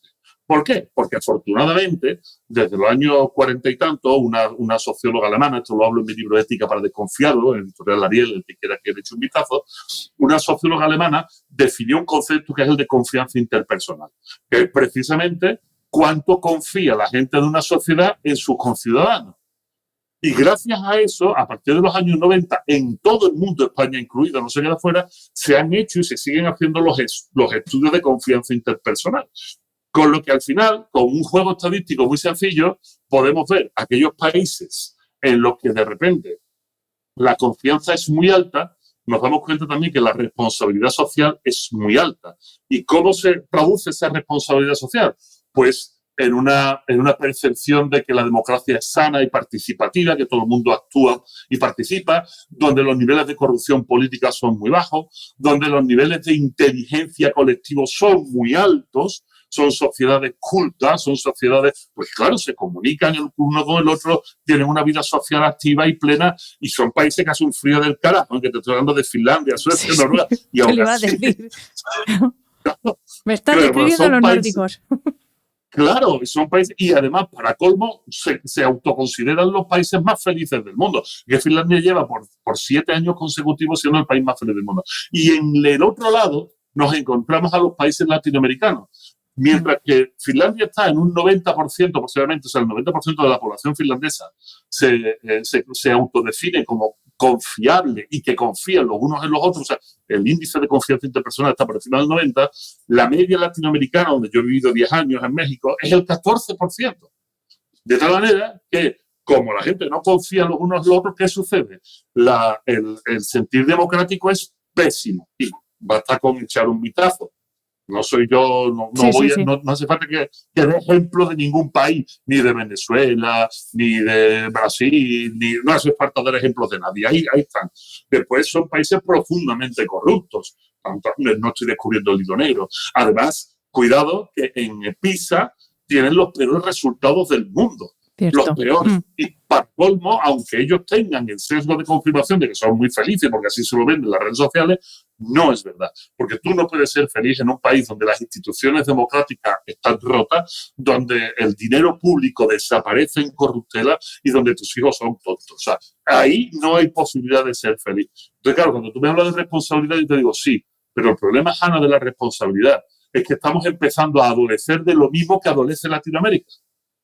Sí. De la falta de confianza interpersonal, porque sí, la estoy de confianza acuerdo. interpersonal Sí, en sí. España está en el 34% de adultos y los jóvenes se están hundiendo. Pero fíjate, Vico, es que yo creo que ya, como tenemos la sociedad que tenemos en España, y yo lo siento, tenemos cosas maravillosas, otras no tanto, creo que ya nos estamos hasta predisponiendo y casi que esperamos que el otro vaya a ser pues un corrupto, cada uno en su nivel, vaya a ser el pícaro, el tal, y encima hay cosas como la picaresca que la llamamos como a gala. Entonces, totalmente de acuerdo con lo que has explicado, y es verdad que totalmente esa confianza con la responsabilidad y viceversa, y es verdad que aquí en España lamentablemente sí, estamos yendo por esos derroteros. Sí. Claro, y vuelvo otra vez al principio de la conversación, el pensamiento circular, que esto ayuda mucho al entendimiento. Si mucha gente me dice, mira, Vico, es que tú no entiendes, ¿no? Eso me gusta mucho, cuando me dicen eso me gusta mucho. Es que tú no entiendes, porque hemos dejado de confiar en la gente porque esto está muy peligroso. Y entonces le saca la estadística y le dice, chacho, la estás cagando, ¿eh? No es verdad. Sin embargo, esta estadística que te he mostrado como desde los años 80 al año 2015, el índice de delincuencia, ¿no?, de criminalidad en España va bajando constantemente, va a haber un momento en el que empiece a subir. Y va a subir ¿por qué? Pasó en México. Yo el ejemplo mexicano lo tengo perfectamente claro. En México en los años 90 estaban en la misma tasa de confianza interpersonal que España. Ahora estamos en el 34% según el Eurobarómetro, el último Eurobarómetro que ha salido. En México, en el año 90, estaban en un 34% según el Latinobarómetro, la que se hace allí. Bueno, pues desde el año 90 hasta el año 2016 en México, la confianza interpersonal se hundió. ¿Y por qué se hundió? Porque se hunde, porque esto se hace desde los medios de comunicación, desde las estructuras políticas. Se hunde la confianza interpersonal. A ver, ¿tú crees de verdad, Hanna, de verdad tú crees que es necesario que haya tantas empresas de alarma y de seguridad en España? ¿Crees que es necesario? Yo te digo que no. Estadísticamente es innecesario. Estadísticamente es totalmente innecesario. Pero hacemos cundir a la población la sensación de inseguridad, la sensación de que vas a comprar pan y te llegan los ocupas a tu casa, ¿sabes? La sensación de que los niños no pueden jugar en la calle. Jamás en la historia de España hemos tenido tal nivel de seguridad en las calles como tenemos ahora. Jamás, de verdad. Y no lo digo yo. Esto está ahí, es el Ministerio del Interior. Échense un clavado en las estadísticas. Bueno, pues en México pasó exactamente igual. A partir del año 90 hasta el año 2006, se estuvieron hundiendo los datos, o sea, llevándolo abajo. Y cuando ya estaban a lo más hondo posible, un 12% de confianza interpersonal, la delincuencia es así y para arriba. ¿Y por qué? Pues muy fácil, porque cuando el ser humano deja de confiar en los demás, deja de utilizar los espacios que no son naturales, que son los espacios públicos. Salimos de la calle y nos escondemos en casa. Y en cuanto te escondes en tu casa, acabas de hacer el trabajo más difícil para la delincuencia, que es sacar a la gente, no tener testigos. Si yo me escondo en casa, ya no hay testigos. Y entonces la delincuencia campa a sus anchas y hace con el país lo que les da la absoluta gana. Entonces estamos enfilando la cuestión europea hacia eso. Ese sentimiento de miedo del otro que llega, que va a violar, que va a ponerte una mezquita, que te va a quemar, que va a hacer... Venga, miedo. Nos escondemos, desconfiamos. Bueno, pues ahí será el momento en el que de verdad esto se levanta. Y no va a ser precisamente por esas personas que estamos demonizando, sino por los oportunistas cabrones que tenemos de casa y de fuera de casa. Efectivamente, eso yo ahí no puedo estar más de acuerdo. Ni tu religión, sea la que sea, ni tu origen, ni el país donde has nacido, define si eres un delincuente o no lo eres. Puedes ser español aquí de pura cepa y ser un delincuente porque anda que no tenemos. O sea que efectivamente no puedo estar más de acuerdo. Pues vamos a entrar, ya no sé por qué punto voy, de número, porque yo iba a hacer las 6 grandes cuestiones, pero ya no sé por dónde voy. Entonces, bueno, lo vamos a dejar ahí. El siguiente punto... me quedan 2, ¿vale? Voy a dejar la felicidad para el final, porque es como el tema estrella de la sociedad actual. Pero antes quería tratar otro tema. Yo, y además hice referencia en una newsletter mía de comienzo de año a la palabra del año que se seleccionó en el año 2023 por un diccionario británico, el Merriam-Webster, que fue la palabra auténtico. Y a mí me encanta, porque yo tengo muchos defectos, también virtudes, pero bueno, muchos defectos. Pero una de las virtudes que tengo es, y además que lo llevo a rajatabla, es la autenticidad. No soporto, puedo tragar con todo, con otra opinión política, otra opinión, creencia religiosa, acepto todo. Pero la gente falsa es algo que se me atraviesa. Pero no estoy de enhorabuena porque el mundo va precisamente hacia eso, y aquí vuelvo otra vez a traer las redes sociales a colación, a crear esos mundos irreales, ¿no? Y a que cada uno por la mañana se levante y diga, pues hoy mi mundo es de unicornios, ¿no? Y los unicornios van a acabar existiendo al final, ¿no? Entonces, de nuevo, ¿cómo manejamos? Y encima ya si le metemos todo lo que viene de la inteligencia artificial, de que ya podríamos recrear esta conversación, Vico, tú y yo, por inteligencia artificial sin estar tú y yo aquí, o sea, ¿cómo? Esto para mí es uno de los grandes retos del ser humano, o sea, esta convivencia entre el mundo real y el mundo virtual y real, llamémoslo como lo queramos llamar. Bueno, pues vamos, como decía Jack el Destripador, vamos por partes. Cuando hablamos de auténtico, a mí es una palabra que le tengo cierto cariño y cierto odio a la palabra. Depende de quién lo digas. Seguramente, si lo dices tú, lo tome bien, y si lo dice Yados, lo tome mal, ¿no? O sea, es que Yados no es auténtico. Yados es un personaje. Yo soy así, aquí en el Mercadona y dando una conferencia. Pero fíjate, Hanna, voy a hacer que desmoneticen este vídeo. Hitler era muy auténtico. Era un pedazo de hijo de puta. Cuidado con la autenticidad. O sea, muchas veces yo recuerdo, una vez me hicieron una pregunta, oye, ¿cuál es el peor consejo que te han dado? Digo, el peor consejo que me han dado es ser tú mismo. Porque hay veces que ser uno mismo es una auténtica porquería. ¿Por qué? Bueno, porque tienes un momento de bajada, porque no estás bien, porque estás muy irritable, porque te han ido las cosas mal, porque tienes odio hacia el mundo, porque eres adolescente y por ende odias el universo. O sea, hay que tener cuidado con la autenticidad. Bueno, pero eso es ser auténtico, ¿no? Si hoy tengo un mal día, digo, tengo un mal día. No, me pinto la pestaña y digo, venga chicos, que el mundo es maravilloso, vamos a comernos... Yo eso es lo que no entiendo por no ser auténtico, ¿vale? Lo mismo, yo tengo mi propia definición. Claro, hay que tener cuidado porque sí. Hoy tengo un mal día, pero soy auténtico y lo que me llama el cuerpo es joderte la vida. ¿Sabes? Entonces, sea auténtico, pero enciérrate. Pues esos son los auténticos, malas personas. Claro, pero es que los malas personas también pueden ser muy auténticos. Sí. Ya que el Destripador era muy auténtico, o sea, y que hay gente muy auténtica que es muy mala. O sea, entonces, claro, cuando hablamos de auténtico, la palabra auténtico viene del latín authenticus, que significa ser original, ¿no? Eso es lo que significa ser auténtico. O sea, responderte a ti mismo, igual que autónomo. significa dirigirte a sí mismo. El auténtico es el que solo responde a sí mismo. Cuidado. A ver, lo primero que nos enseña la filosofía es que el camino de la virtud, que es el camino de la felicidad, y de ahí te dejo el tema para luego, el camino de la virtud no es más que dentro del mundo del estudio, del conocimiento de uno con respecto a los demás y de los demás con respecto a uno, uno va de alguna manera puliendo esa piedra bruta que es y que intenta ser cada vez mejor, pero no en el sentido de ser la mejor versión de ti mismo, tío, no. Vámonos a la mierda, eso no es. O sea, estamos hablando de la refinación, o sea, porque uno puede ser muy auténtico con 14 años y con 60, pero si de los 14 a los 60 no ha habido cambio, eres una auténtica mierda, es lo que eres. Porque se espera de ti que con el tiempo vayas aprendiendo y ese aprendizaje te vaya haciendo mejor persona, te vayas centrando, vayas generando una madurez y una perspectiva del mundo, ¿no? Entonces, claro, cuando hablamos de autenticidad, a mí me parece una frase perfecta, pero a ti y a mí, me meto yo, a mí me faltan canas para ser auténtico. Yo hay días que tengo días muy perros, ¿sabes? Tengo días muy malos.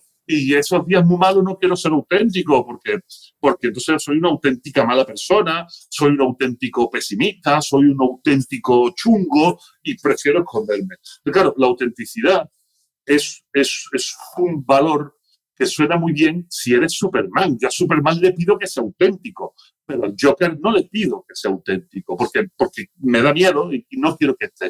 Pero claro, esa autenticidad debe de ser el fruto de un trabajo personal. Debe ser el fruto de un hacerte a ti mismo, de ver cuáles son tus lados positivos, ver cuáles son tus sombras, intentar corregir eso. A mí esta gente que me dice, como el meme aquel, un borracho que sacaba un borracho de una fiesta y decía el borracho, si ya saben cómo me pongo, ¿para qué me invitan? ¿No? Decía el borracho. Y dice, bro, tío, qué fácil, ¿no? Es ese amigo cabrón que te dice, tío, que yo soy muy sincero y te voy a decir la verdad, estás gordo, eres feo, te estás quedando calvo. Digo, tú no eres muy sincero, tú lo que eres tonto, no eres muy sincero. Pues eso te lo puedes ahorrar, a mí no me sirve de nada, yo ya sé que soy feo, estoy gordo y me estoy quedando calvo y no necesito que tú me lo digas, ¿sabes? O sea, ahí a mí me gusta que la autenticidad le demos un poco de baile. ¿Cuál es el problema? El problema no es ese, el problema es hacernos creer o hacerle creer a la población que sea como sea, eso es un valor. Y que ahí es donde radica la autenticidad. Y yo no estoy de acuerdo con eso. Yo no estoy de acuerdo con eso. Porque entonces volvemos a lo mismo. Sí, está muy bien, pero no es ser un hijo puta antisocial, no es un valor. Es un problema si vivimos en una sociedad. Entonces, si quieres que sea un valor, pues vete a un desierto o vete a una isla y apártate de todo el mundo. Pero estamos condenados a vivir los unos con los otros. Entonces, la autenticidad tendría que ser algo que se trabajara en pro de un dirigirse a uno mismo, o sea, yo no tengo el por qué responder moralmente a nadie porque me hallo ya en el camino de la excelencia y como diría Kant en su imperativo categórico, mi acción debe de ser siempre una acción en la que los demás, al verlo desde el futuro, digan, hizo lo que tenía que hacer. ¡Ole! Fantástico. Pero es que somos muy falibles, somos muy humanos, somos muy defectuosos. Entonces, a mí me gusta que tú seas auténtica, pero cuando tengas un buen día, Hanna. Bueno, yo ahí, o sea, no es que discrepe, creo que el valor de la autenticidad para mí es un valor importante, pero obviamente cuando va acompañado de otros valores, porque si no, efectivamente... Exacto. Hitler era auténtico, el Joker era auténtico, cualquier asesino en serie es auténtico porque es fiel a sí mismo y a su instinto, evidentemente hay. Pero yo me refería más a la autenticidad en el sentido de mostrarte tal y como eres y no, que claro. Por eso lo ligaba al tema redes sociales, claro. Mostrarte como eres de verdad, con tus aciertos, con tus errores. Ya no me refiero al plano físico, pero físico-estético, pero en redes claro. es algo que prima mucho, sino mostrarte lo que eres y que eso, que tu vida no siempre es una vida de lujo y esplendor, que tu vida también es mierda y yo cada vez que llega un trimestre y me llega el IVA y todos los impuestos de los autónomos, me cago en todo y así lo digo. O sea, ahí es a lo que me refiero a la autenticidad, a que claro. Lo que muestro, obviamente no muestro todo, pero soy yo. Claro. Ahí es donde lo está haciendo, pero comparto totalmente lo que has dicho, que la autenticidad es como el anuncio de la potencia sin control no sirve de nada, pues lo mismo, la autenticidad, si no hay otros valores que pongan y que acoten esa autenticidad, pues es un caballo desbocado, efectivamente. Sí. Claro, es que mira, has dicho una cosa muy interesante y lo redondeamos ya con todo lo dicho previamente. Para saber quién eres, para conocerse a uno mismo, eso es un trabajo que para la filosofía es un trabajo de toda la vida. Sí. Es un trabajo de toda Totalmente. la vida. Pero claro, nos han vendido la burra contraria. Nos han dicho que el conocer a ti mismo es básicamente la piedra angular de la autoayuda y del pensamiento positivo. Y no es verdad. Y que con un curso te conoces. Claro, así ya está. Pero pagando mucho un curso, pagando mucho. Cuanto más caro, más profundizas. En un retiro de no sé dónde, y ahí eso es buenísimo. Sí. Y yo siempre les explico a la gente, vamos a ver, ya en época de Aristóteles, esta frase tú sabes que estaba en el oráculo de Delfos, conócete a ti mismo, y que después la asume Sócrates y la asume Platón como la fundamentación de la filosofía, ¿no?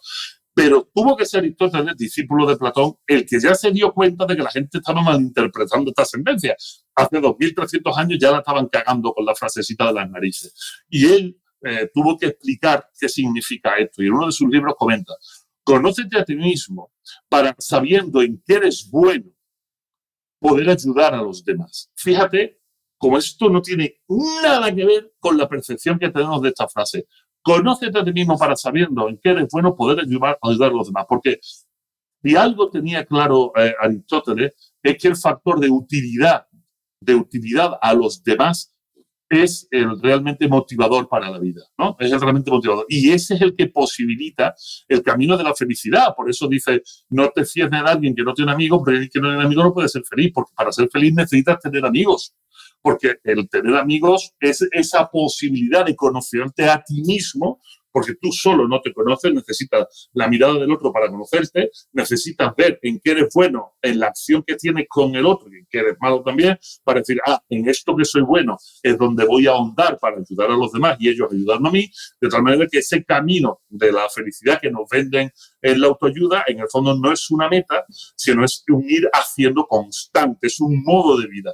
Y cuando hablamos que la felicidad es un modo de vida, utilizamos terminología antigua nuevamente, un modo de vida virtuoso, un modo de vida donde te vas conociendo a través de conocer a los demás y verte reflejado en ellos, y entonces vas dando lo mejor de ti a ellos para de esa manera empezar a entender que aunque la vida no tenga sentido, Hane, eso lo sabemos los filósofos de hace mucho tiempo, bueno, pues como la vida no tiene sentido, pero eso no significa que no tengamos por qué vivirla, sino que ya que estamos vamos a vivirla, pues dotemos a la vida del mejor de los sentidos posibles. Y si ese sentido es ser felices y pasarlo bien, coño, mejor imposible. Y todo este desarrollo que hace Aristóteles o Platón y que Sócrates diría de su boca, es ese desarrollo, el perfecto o el más parecido a lo perfecto para ese momento, ese contexto, y joder, y que nos lo estamos cargando simplemente porque creemos que el ser humano de hoy en día es totalmente diferente al ser humano de hace 2500 años. Y no es verdad. Seguimos sufriendo por amor, seguimos sufriendo por desamor, seguimos sufriendo envidia, seguimos sufriendo celos, desesperanza, incertidumbre, los miedos a la muerte, los miedos al dolor son los mismos. Totalmente. O sea, solo hay un par de miedos gilipollas nuevos, como el miedo a quedarme sin wifi o el miedo a que se me acabe la batería. Pero en el fondo, esos son miedos absurdos de gente que tiene una vida vacua, ¿no? Cualquier que tenga una vida mínimamente ordenada le importa un carajo, ¿no? Entonces, al final, los miedos son los mismos, por lo tanto, las soluciones no van a ser muy diferentes, pero no hemos cambiado tanto. Pues vamos a entrar ya con ese tema final de la felicidad, y aquí te voy a citar a ti y a otro autor. Primero te cito a ti, creo que es de Era de Idiotas, pero lo mismo me estoy confundiendo porque como los vi muy seguidos, Ética para Desconfiados y Era de Idiotas, ya no lo sé. Tú dices, si no aprendes a pensar bien, no esperes que sea feliz. Perdón, si no aprende a pensar bien, no esperes que sea feliz, hablando de la educación y hablando de los hijos. Entonces dices esa frase. Y la otra frase que te quiero citar es a José Carlos Ruiz, que le citas varias veces. Yo he tenido el placer de entrevistarle para este podcast, y él define la felicidad más que como un algo a lo que llegar o algo que conseguir. Él lo define como un modo de ser. Tú añades además que es como una actitud ante la vida. Entonces, ¿qué entendemos por felicidad? Y aquí te invito a que compartas más en detalle, si tú quieres, la experiencia personal que tú has tenido con tu enfermedad. Tú has tenido un cáncer, has estado en tratamiento y claro, es muy fácil decir lo de ser feliz y tener una buena actitud ante la vida, pero claro, cuando estás pasando por lo que tú estás pasando, con 2 niñas recién nacidas, quiero decir que no es la situación más ideal del mundo. ¿Cómo entendemos? Y aún así se puede ser feliz. La idea es esa, o sea, que la felicidad no es el éxtasis de Santa Teresa, que es otra cosa. Sí, hay que pensar en la felicidad como exactamente ese momento de arrobamiento del misticismo es una estupidez, porque claro, es tasarlo tan alto que no tiene sentido, que es inalcanzable. Y sobre todo porque, decían los griegos, ¿no? Si los dioses quieren maldecirte, lo que harán serán concederte tus deseos, ¿no? Que tus deseos se cumplan. Y si tu deseo es ser feliz y la felicidad la tasas tan alto, pues ten cuidado porque vas a tener un subidón de endorfinas fantástico, pero también un bajadón. Y una vez que haya bajado, ¿ahora qué haces? Si la felicidad es momentánea, pues perdón, yo no quiero ser feliz, yo no quiero aplicar este término a mí. La felicidad es un invento, esto es lo primero, Hanna. O sea, la felicidad es una construcción cultural, o sea, claro, o sea, y la filosofía se ha encargado de enriquecerla, de potenciarla y de llevarlo por 20.000 caminos diferentes. Vuelvo a decir, hace ya mucho tiempo fuimos conscientes de que la vida no tenía sentido per se, ¿sabes? Porque, y esto me acuerdo mucho de Epicuro, cuando decía, si los dioses deben de existir, decía Epicuro, ¿no? Los dioses deben de existir. Bueno, en su época decir que no te podía llevar a tomar la cicuta, ¿no? Porque había mucha mojigatería en ese respecto. Los dioses deben de existir. Pero si existen, decía eso, me gusta mucho, pero si existen, no son tan poderosos como creemos. No son tan poderosos como creemos. Y si son tan poderosos como creemos, le importamos un carajo. O sea, y me gusta mucho, o sea, me gusta mucho entenderlo así. ¿Por qué? Pues porque, mira, si existen, no están haciendo nada para arreglar esta mierda del mundo. Nada. ¿Sabes? Y si son, porque no tienen poder. Y si tienen poder, es que le importa una mierda esta mierda del mundo. O sea, que me da igual lo que hagamos con lo que no temas a los dioses, ya no los temas, ¿no? Por lo tanto, si volcamos la vida en eso, que un Dios te ha puesto aquí para algún fin, no te preocupes, los designios del Señor son inescrutables, jamás sabrás para qué te has puesto aquí. Por lo tanto, a efectos prácticos, la vida no tiene sentido, porque de tenerlo no vas a saber cuál es. Así que ya que estás, pues ponte un sentido. Y ya que nos ponemos un sentido, pues por lo menos que sea que lo pasemos bien. Y pasarlo bien, entonces, le hemos llamado ser feliz. Le hemos llamado deimonía, le hemos llamado de muchas formas diferentes, pero al final la felicidad es la forma de transitar más virtuosa, la mejor forma de transitar por este mundo. Y esa forma de transitar va de la mano de muchas ideas clásicas que me gustan mucho. A mí me gusta unir la filosofía, la felicidad a la ataraxia. Me encanta. Explícanos lo que es la ataraxia. Claro, ¿la ataraxia qué es? ¿No? Pues la ataraxia es el no sufrir consciente, o sea, el no dejarte llevar por el sufrimiento, el poder, como dice la gente, poder dormir con el ánimo liviano, ¿no? O sea, acostarte a dormir y decir, tengo problemas. Sí, sé que tengo problemas, como cualquier hijo de vecino, tengo problemas. O sea, he dividido el pago como tú decías antes, del autónomo, no, del IVA en 3 meses y el leñazo que me viene en septiembre es la hostia. Y después 2 meses más así. Pero soy capaz de controlar ese estrés que me puede provocar la preocupación y dormir tranquilo. Esa es la ataraxia. O sea, la ataraxia no es estar ajeno a los problemas, sino ser capaz de controlar esos problemas y no dejarte llevar por ellos, ¿no? Y no creo que pueda haber felicidad sin ataraxia, ni ataraxia sin ser feliz. O sea, no creo que se pueda. Yo creo que son palabras, son conceptos que se llevan muy, muy de la mano. Y para tener ese control, lo que tenemos que hacer es ser conscientes del mundo en el que vivimos. Ahí es donde viene el camino virtuoso, ¿no? Nosotros tenemos que ser conscientes, uno, de que como especie hemos necesitado siempre de los demás. Somos, conjunto con otras especies del reino animal, somos una especie gregaria que solos no conseguimos hacer nada. A mí me decían, es que naces solo y mueres solo. Digo, pues eso es mentira. Mueres solo si te han encerrado de por vida en una cárcel. Pero si no te han encerrado de por vida en una cárcel, vas a morir con un médico al lado, con una enfermera al lado, en el peor de los casos, o vas a morir con uno en una cama al lado tuya que se va a morir también contigo, y en el mejor de los casos con tus familiares alrededor. Y nadie se ha muerto solo, porque todo el mundo nace de una madre, con lo que solo no estás. O sea, entonces, ese tránsito de la vida es un tránsito que se debe hacer acompañado siempre. No debemos de vanagloriar tanto la soledad. Oye, que la soledad buscada es fabulosa cuando se necesita y se disfruta. pero si no, la soledad es chunga. Y después de eso, el siguiente paso es conocer, es darnos al conocimiento, porque mucha gente une la felicidad a la libertad. Mucha gente. Es que para ser feliz tengo que ser libre. Suena muy bien, suena guay. El problema es que si nos ponemos ahora a hacer definiciones de libertad, la vamos a cagar soberanamente, porque las definiciones de libertad son de todo pelaje. Por lo tanto, vamos dentro de las posibilidades, vamos a elegir la que sea más sencilla de entender. Para mí, la definición de libertad que da don Emilio Lledó es la más hermosa y la más fácil de entender. La felicidad es la posibilidad. O sea, la libertad es la posibilidad. Ser libre es tener el abanico más amplio de posibilidades posibles sobre las que elegir. Es decir, elijo esto. Eso es la libertad, poder elegir dentro de un abanico de posibilidades. ¿Y quién te da esas posibilidades? El conocimiento. ¿Y cómo adquieres el conocimiento? De la mano de nosotros. Repito, Adela Cortina decía una frase preciosa, y así como Adela Cortina suelta frases muy bonitas, que son piedras totémicas, pero que las suelta como todos sabemos, nadie aprende solo. Toma, hija, qué bien te ha quedado.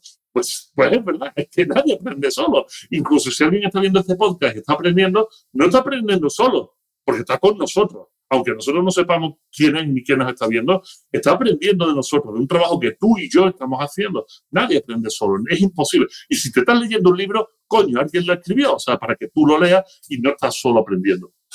Por lo tanto, esto es un bucle maravilloso, es un círculo virtuoso, por el que para ser felices tenemos que estar acompañados, porque estar acompañados nos da la posibilidad de conocernos a nosotros mismos, nos da la posibilidad de conocer el mundo, de actuar positivamente sobre este mundo, modificar el mundo, y lo modificamos a través de las posibilidades de acción que solo se abren gracias a que conocemos el mundo lo máximo posible, gracias a la gente que hay en este mundo. Este círculo virtuoso es la felicidad. Por eso es una actitud, se convierte en una actitud. Y por eso cuando uno tiene cáncer y te dicen o le metes mano o en 6 meses estás muerto, que fue lo que me dijeron a mí, porque yo tuve un melanoma aquí, esta cicatriz, la gente que no lo está oyendo no lo ve, pero la gente que lo está viendo, pues esta cicatriz que tengo en la cabeza, esto no es piel de la cabeza, esto es un injerto de piel de la pierna.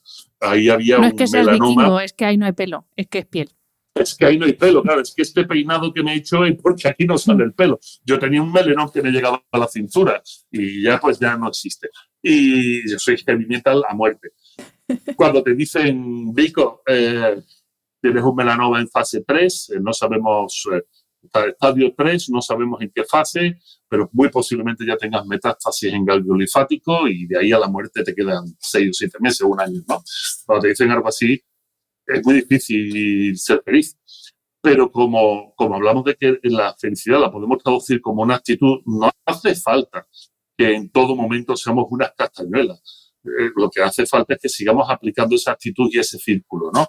Y a mí lo que me salvó en gran medida fue ese. Mira, no quiero ponerme dramático y hay muchos casos de cánceres muy variopintos, ¿no? Pues los melanomas tienen un problema, que es un cáncer muy silencioso. El melanoma tú no sabes qué tienes, y más si lo tienes en la cabeza y tapado por una melena, ¿no? Entonces no lo sabes. Yo empecé a sangrar y cuando ya sangré ya era tarde. Fui y ya tenía un tumor. Y este tumor además era enorme, tiene un Breslow 6, una profundidad de 6 milímetros de enraizamiento. Es fatal, eso ya es fatal. Eso limita tus posibilidades de supervivencia a meses, ¿no? Esto es una cosa horrible. Y lo que hice fue lo que llevaba haciendo toda mi vida. O sea, me veo en esta situación, lo primero que hago es pedir ayuda a mis amigos. Mis amigos, por suerte, dentro de este círculo virtuoso universitario, pues tenía amigos a los niveles más altos del sector salud en México, que pertenecían a la universidad y fueron los primeros que actuaron con horas. O sea, yo empiezo a tratarme el cáncer a las 3 horas de que me lo diagnostican por una biopsia. Esto es brutal. Pero precisamente por ese círculo en el que me encontraba. ¿Estaba feliz? No, estaba jodidísimo. Pero lo que estaba haciendo era seguir con lo mismo que había hecho constantemente y hacer una cosa que dicen los filósofos escépticos, que es muy bonita, que es hacer espoger. Dejar en suspenso la acción o el pensamiento. Estoy jodido, sí. Tengo miedo, sí. ¿Me sirve esto para algo? No. ¿Qué tengo que hacer? Actuar. Porque lo primero que me dijeron es, corre que te mueres. O sea, esto o lo atajas ya o no te mueres, tío.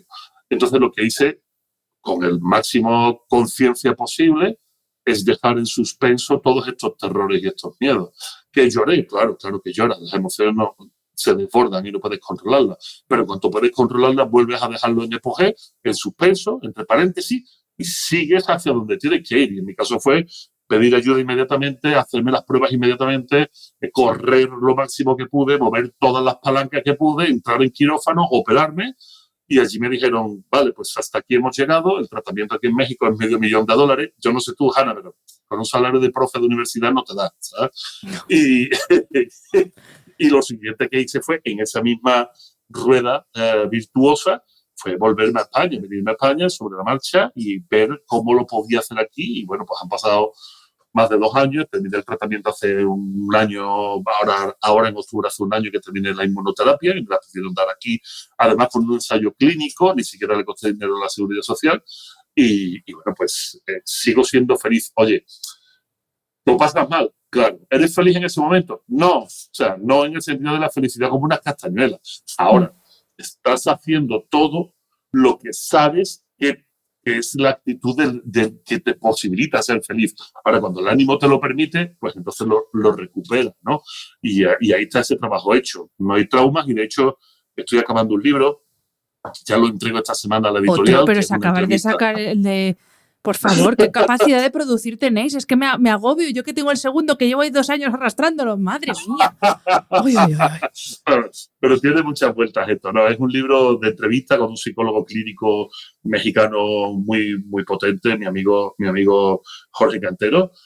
Y el libro es como un psicólogo clínico, la curiosidad que le mueve ver como un filósofo teórico, como en mi caso, un filósofo práctico de la ética, pues enfrenta una enfermedad como esta, ¿no? Y el libro saldrá pues el año que viene, pero lo entrego dentro de unos días a la editorial. Se va a golpe de realidad y está, la verdad está chulo. Pues qué bonito, porque es verdad. Bueno, pero es una aplicación práctica, tanto que dicen que estudiar filosofía y estas cosas no sirve de nada, pues oye, es que es una aplicación práctica. Pues es un caso práctico y un caso tremendo que me alegro mucho que haga ya un par de años de ese diagnóstico y que te hayas podido tratar y todo, me alegro muchísimo. Pues oye, habrá que volver al podcast, no te digo nada, Vico. Nada, cuando salga ese libro, volvemos y si sale en España, con más. Porque además, yo hago que te llegue un ejemplar. Me escriben muchas personas o que están pasando por un cáncer o que lo acaban de pasar y que necesitan orientación en todos los sentidos. Obviamente, esta parte más personal, más reflexiva, pero cómo vuelve uno a hacer ejercicio, cómo se relaciona uno con tu mujer, que tendrá un miedo que te cagas a que eso vuelva a pasar. Tú también lo tendrás, pero claro, tus familiares. Entonces, me piden mucho este tipo de contenido, así que será maravilloso poder contar contigo para que nos cuentes esa experiencia. Será maravilloso. Pues, sí. Sin ningún problema, cuando llegue el momento, para no repetirnos demasiado, cuando salga el libro, yo te lo hago llegar y charlamos un rato sobre ese libro, que creo que es interesante. Mi amigo Jorge ya me decía, antes de terminar el libro, lo terminamos hace ya unos meses, y estamos en el proceso de revisión, ¿no? Y antes de terminarlo me decía, ya estoy aplicando las cosas que he aprendido en mis terapias con mis pacientes, ¿no? Ya lo estoy aplicando, porque sí hay mucho de pensamiento contraintuitivo en esto del cáncer, desde el punto de vista de un filósofo ante la enfermedad. Claro, es que igual que se aplica el mindfulness y todas estas cosas, pues oye, la filosofía es otra herramienta igual de válida. Pues claro, y además funciona. Vico, gracias infinitas, 1h30 y me he dejado la mitad de puntos sin tratar, habrás visto. Pero bueno, ya en otro momento los trataremos. Es solo culpa mía, que echarlo más que un vendedor de cine, hija. Pues muchísimas gracias, un auténtico placer, un placer leer tus libros. Os invito a que los leáis, os los dejo, bueno, os lo he dicho en la introducción, os los dejo enlazados en las notas del episodio. Y gracias infinitas, Vico, un placer, hasta pronto. A ti, Hanna, un abrazo. Espero que hayas disfrutado del episodio. Este programa de podcast es independiente y en abierto gracias al apoyo económico de marcas que apuestan por mi trabajo y confían en mí para ayudarles a comunicar su mensaje. Los expertos que aceptan mi invitación a intervenir en este programa no tienen ningún tipo de vinculación con dichas marcas a menos que se especifique lo contrario. Y todo el contenido de mi podcast, página web y redes sociales que haya sido patrocinado irá acreditado como tal. Gracias por ayudarme a que este proyecto siga siendo viable e independiente visitando la web de mis anunciantes, dejando reseñas, comentarios y valoraciones en las distintas plataformas de reproducción y compartiendo mi contenido en tus redes sociales. Mil gracias por estar al otro lado. Nos escuchamos en el próximo episodio.